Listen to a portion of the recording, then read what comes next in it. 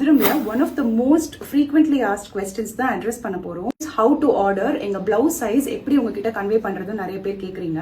இதுல காமனா நிறைய கஸ்டமர்ஸ் பண்ற மிஸ்டேக் என்னன்னா, உங்களோட இன்னர் வேர் சைஸ் சொல்றீங்க, which is not helpful because you could possibly be wearing the wrong size of inner wear. So most likely சின்ன சைஸ் போட்டுக்கிறதுக்கு நிறைய சான்சஸ் இருக்கு. அந்த சைஸ் சொன்னீங்கன்னா எங்களால கரெக்ட் சைஸ் பிளவுஸ் அனுப்ப முடியாது.